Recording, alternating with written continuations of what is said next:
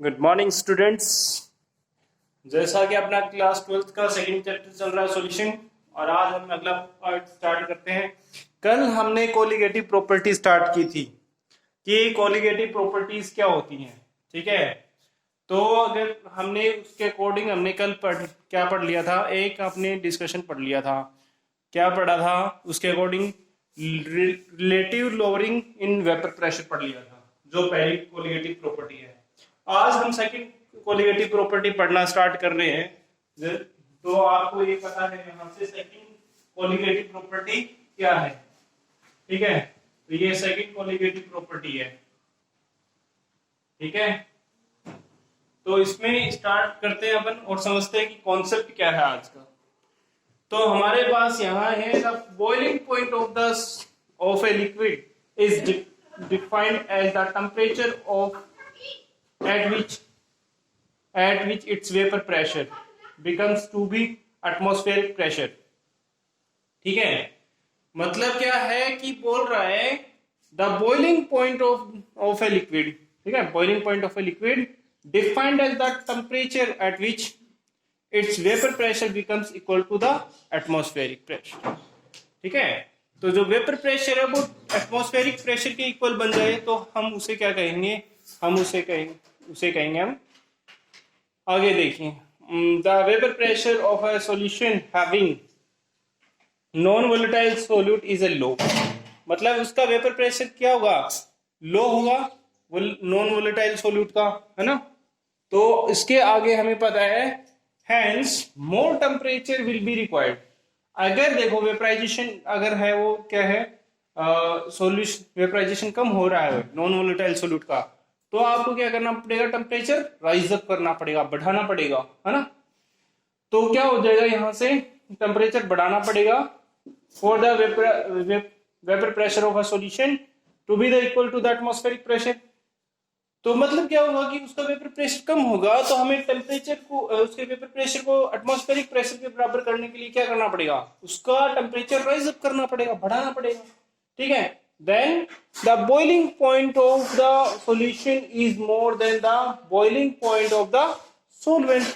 देखो solution क्या है, मतलब boiling point of the solution is more as compared to solvent, ठीक है ना। तब जाकर के ऐसा हो पाएगा। If the boiling point of solution is the TB, अगर हम माने कि हमारे पास boiling point of a solution है वो क्या है? TB, और boiling point of a solvent is क्या है? टी नोट बी, है ना। तो हम आगे इसमें क्या लिख सकते हैं?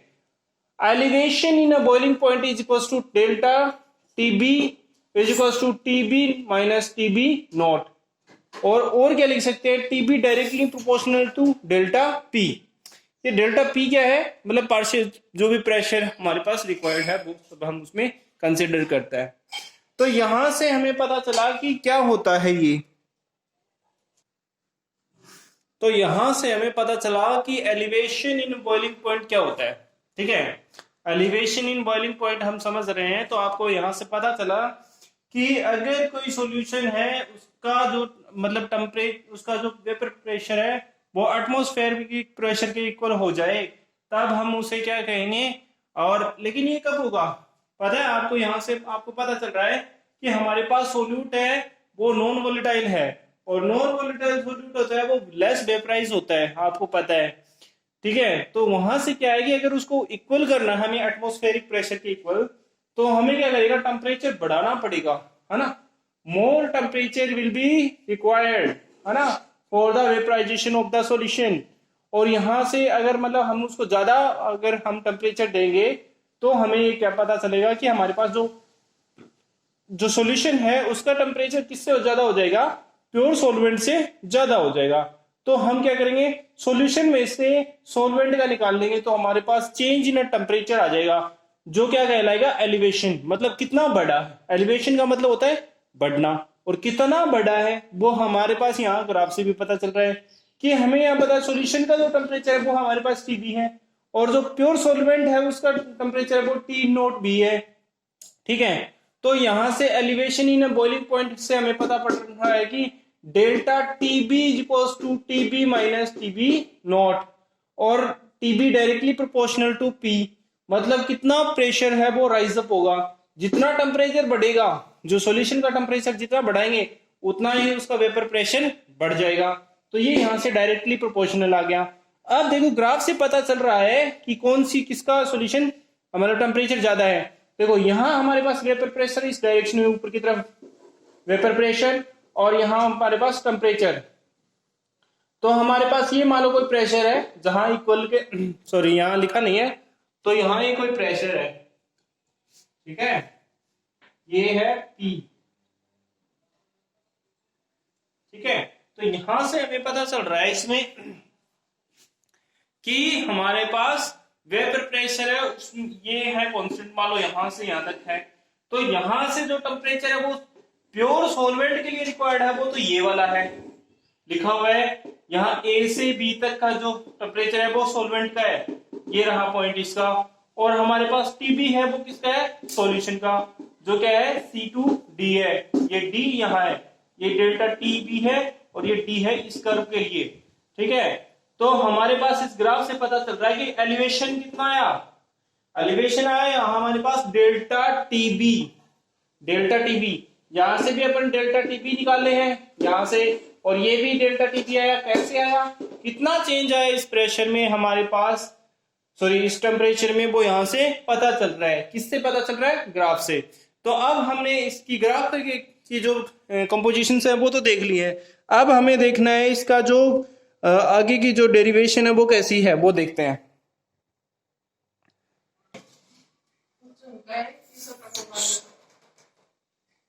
ओके चलिए आगे स्टार्ट करते हैं। आगे हमारे पास आ जाती है इसकी डेरिवेशन। तो हमने अभी पढ़ना है, पहले हमने पढ़ा है अभी तक जो कोलिगेटिव प्रॉपर्टी पढ़ रहे हैं उसमें अभी तक हमने पढ़ा है relative lowering in vapour pressure, ठीक है। और वो वोलेटाइल और नॉन वोलेटाइल सोल्यूट के अकॉर्डिंग हमने, या पॉजिटिव और नेगेटिव डेविएशन के अकॉर्डिंग हमने पीछे पढ़ा था कल, ठीक है। अभी हमारे पास चल रहा है elevation in a boiling point, और उसका जो थ्योरेटिकल डिस्क्रिप्शन है वो मैंने आप लोगों को बता दिया है। लेकिन अब हम उसकी डेरिवेशन की बात कर लेते हैं। तो डेरिवेशन की बात करते हैं तो हमारे पास यहां ये आ जाता है, according to Raoult's law the lowering in vapour pressure of a solute is proportional to its mole fraction. ये पीछे वाली बीच में बात ले आया है। देखो अभी अभी हमने पढ़ा था क्या, delta P directly proportional to delta TB, ठीक है। यहां पीछे अभी अभी पढ़ा था, है ना, delta TB directly proportional to, यहाँ एक्स बी की जगह हमने पढ़ा था क्या, डेल्टा पी। और इसने भी ये कहा है कि delta P directly proportional to x B. X B क्या है, मोल फ्रैक्शन ऑफ सोल्यूट, और वही बात यहां हो रही है। तो इसने वो अपने पीछे वाली जो इक्वेशन है उसमें ये बात पुट कर दी है, ठीक है। पीछे वाली इक्वेशन में पुट कर दी है जो हमारे पास पीछे थी, delta T B directly proportional to DP, यानी डेल्टा पी यानी प्रेशर चेंज इन प्रेशर। तो जितना ये बढ़ रहा था उतना ही प्रेशर बढ़ रहा था। तो ये इसने पीछे वाला जो है lowering, relative lowering vapour pressure की जो कॉन्सेप्ट है वो उठा लिया है। तो इन दोनों को कंपेयर कर दिया इसने। तो यहाँ हमारे पास हम इसके अकॉर्डिंग हम अगर मान लो डेल्टा पी की वैल्यू हम पुट करें तो वो क्या आ जाएगी हमारे पास, यही तो आएगी डेल्टा टीबी, और ये हमारे पास मोल फ्रैक्शन आ गया। अब इस अकॉर्डिंग हमने क्या कर दिया, यहाँ ये कर दिया। अब जो प्रोपोर्शनलिटी है, प्रोपोर्शनलिटी का जो सिंबल है उसको के ले लिया हमने। तो यहां हमारे पास क्या गया, डेल्टा टीबी इक्वल्स टू क्या आ जाएगा, के एक्स बी, ठीक है। और यहाँ एक्स बी है जो है वो क्या है, मोल फ्रैक्शन। और मोल फ्रैक्शन ऑफ सोल्यूट हम कैसे रिप्रेजेंट करते हैं, W B over M B whole over क्या है ये, W A over M A plus W B over M B. ये हमारे पास मोल फ्रैक्शन है। अब क्या किया इसने, अब देखो इस मोल फ्रैक्शन की जगह इसने क्या वैल्यू पुट कर देगा, ये वाली वैल्यू पुट कर देगा। तो इसने ये वाली वैल्यू पुट कर दी, ठीक है। यहाँ के आ जाएगा, वो मैंने लिखा नहीं बाय मिस्टेक, सॉरी। यहाँ के आ जाएगा, ठीक है। ये जैसे ये प्रोपोर्शनलिटी कांस्टेंट है तो वो यहाँ आ जाएगा, ठीक है। तो अब इसने बोला कि जब भी हमारे पास ये है, ये कंडीशन आ जाए, तो बोला फॉर द डाइल्यूट सॉल्यूशन, अगर सॉल्यूशन में क्या है कि जो सोल्यूट है वो बहुत ज्यादा कम है और सॉल्यूशन बहुत ज्यादा डाइल्यूट है, तो हमारे पास ये सॉल्यूशन, ये तो हो जाता बहुत ज्यादा और ये हो जाता निग्लिजिबल। तो यहाँ इसको निग्लिजिबल मान लेते हैं, तो हमारे पास ये सिर्फ ये बचेगा। ठीक है, तो जब इसको निग्लिजिबल मान लिया तो ये बचा, तो हमारे पास ये देखो ये आ गया। ठीक है, इसको पुट कर दिया। अब इसको यहां से इसने क्या कर दिया, इसको ये जो है ये फॉर्मूला है वो उसका है वो मोलर किसका हो जाएगा, मतलब इसको शिफ्ट कर लिया इस फॉर्मूले को। इसने क्या किया, यहाँ हमारे पास इसने ये यहां से ये इसको इधर ले गया। ठीक है, तो ये सारे ये क्या आ जाएंगे, चेंज हो जाएंगे, मतलब मल्टीप्लाई कर लिया तो हमारे पास अब ये आ गया। ठीक है, तो मतलब के इक्वल टू हम ये लिख सकते हैं। तो इस पूरे को हम लिख सकते हैं m, small m. Small m का मतलब क्या होता है, मोलरिटी। तो यहाँ देखो लिखा हुआ है where m small m is equal to molarity of a solution. तो ये यहां तक का जो फॉर्मूला बन रहा है वो मोलरिटी का बन रहा है। और ये जो के बी है वो क्या है, मोलर एलिवेशन कांस्टेंट। ये जो के बी हमारे पास रहा है वो मोलर के बी कांस्टेंट है ना, molar constant sorry molar elevation constant है। ठीक है, यहाँ तो ये हमारे पास क्या प्रूफ हो जाता है, ये प्रूफ हो जाता है कौन सा, हम क्या पढ़ रहे हैं, एलिवेशन इन बॉइलिंग पॉइंट। तो एलिवेशन इन बॉइलिंग पॉइंट तो यहां से प्रूफ हो जाता है। अब एक छोटा सा कंपैरिजन और है वो और पढ़ लेते हैं। ठीक है, फिर आपको बहुत अच्छे से समझ में आ जाएगा। तो चलिए आगे देखते हैं, हम एक छोटा सा रिलेशन है ये और पढ़ लेते हैं, तो आज का हमारा एक टॉपिक खत्म हो जाएगा। उसके बाद तो हम स्टार्ट करते हैं। देखिए, relation between elevation in a boiling point and molar mass of the non volatile solute. ध्यान रखना क्या कहा है इसने, किस किस के बीच में, एलिवेशन इन बॉइलिंग पॉइंट और molar mass of non volatile solute के बीच में हमें रिलेशन स्टैब्लिश करना है। तो जैसे कि हमने पीछे इक्वेशन फाइंड की है, delta T B equals to K B dot m. ठीक है, जो ये क्या है, एम क्या है, मोलरिटी ऑफ द सॉल्यूशन। ठीक है, और मोलरिटी ऑफ द सॉल्यूशन हम कैसे लिख सकते हैं, मोलरिटी ऑफ द सॉल्यूशन हम लिख सकते हैं m equals to W B into 1000 और में M B into M W A. ठीक है, ये लिख सकते हैं। तो यहां से हम जो ये इक्वेशन हमारी ये वाली, इस इक्वेशन में एन की वैल्यू पुट कर देते हैं। देखो यहाँ ये वैल्यू पुट कर दी हमने, ये वाली उठा करके, जो एन की मोलरिटी की जो वैल्यू है वो ये है, और हमने इस इक्वेशन में यहाँ एन की जगह ये वैल्यू पुट कर दी, तो हमारे पास ये आ जाएगा। ठीक है, तो हम इसको क्या लिख सकते हैं, T B dot delta T B is equal to K B dot W B into 1000 over में M B into W B sorry W A. ठीक है, तो ये जो इक्वेशन है वो जैसे इसको शिफ्ट करेंगे तो यहां से क्या हो जाएगा, यहां से क्या हो जाएगा, देखो ये तो यहां से उठ के इधर आ जाएगा और इसको उठा के उधर ले जाएंगे। ठीक है, तो हम इसको शिफ्ट कर देंगे पूरी को इक्वेशन को, तो पूरी इक्वेशन को शिफ्ट करेंगे तो हमारे पास क्या हो जाएगा, हमारे पास इक्वेशन पूरी शिफ्ट कर रहे हैं तो हमारे पास ये हो जाएगा कि क्या, M B equals to K B over delta T B into में डब्ल्यू बी ओवर में M A sorry W B over M W A into 1000, ये इक्वेशन बन जाएगी। ठीक है, बस थोड़ा सा शिफ्टिंग करने का मैटर है, बाकी सारा सिस्टम हो जाएगा। क्यों किया हमने ये सब, ऐसा किया क्यों, क्वेश्चन ये आता है ये क्यों किया, क्योंकि हमें क्या करना है, molar mass of the non volatile solute को फाइंड करना है। ठीक है, और हमने एलिवेशन इन बॉइलिंग पॉइंट हमने पहले फाइंड कर लिया है, ये हमारे पास रहा। तो ये चीज तो हमने एलिवेशन इन बॉइलिंग पॉइंट तो पहले फाइंड कर ही लिया है, लेकिन अब हमें क्या चाहिए, molar mass of the non volatile solute चाहिए। तो नॉन जो सॉल्यूट है उसको कैसे लिखेंगे, इससे, तो ये उसका मोलर मास का फॉर्मूला है M B is equal to, हम क्या लिख सकते हैं, के बी क्या होगा, मोलर एलिवेशन कांस्टेंट जो हमारे पास है, डेल्टा टी बी क्या होगा, एलिवेशन इन बॉइलिंग पॉइंट, और ये हमारे पास W B mass of solute over में मास ऑफ सोलवेंट इनटू 1000। ठीक है, क्योंकि इसमें हम मोलरिटी में क्या करते हैं, किलोग्राम में मेजर करते हैं। ठीक है, ओके, तो हमारे पास मतलब है सॉल्यूशन में है वो सॉलिड के अंदर मेजर करेंगे। वेयर लिखा हुआ है W B is the mass of a solute M B is equal to molar molecular mass of the solute. ठीक है, यहाँ W A is equal to mass of solvent और K B molar constant of the molar elevation constant.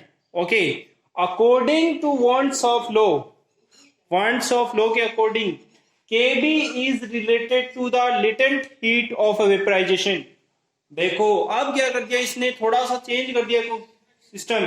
बोला कि अब हम क्या करेंगे, इस सारे सिस्टम को, जो सारा सिस्टम है उसको क्या करेंगे, वन हाफ जो रूल है, वन हाफ रूल के अकॉर्डिंग इसको चेंज कर देंगे। तो according to Van't Hoff law Kb is the latent heat of vaporisation.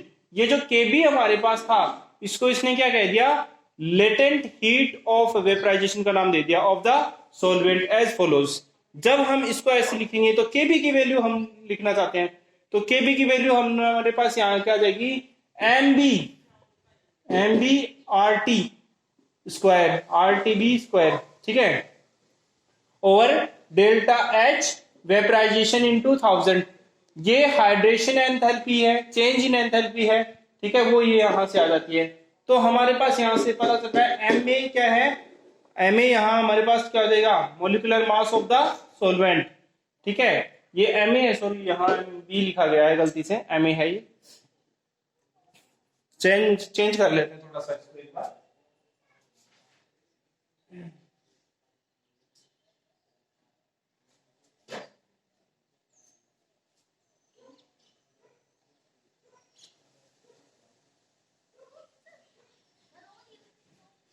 ये एम ए है, तो हम यहां से इसको देख लेते हैं।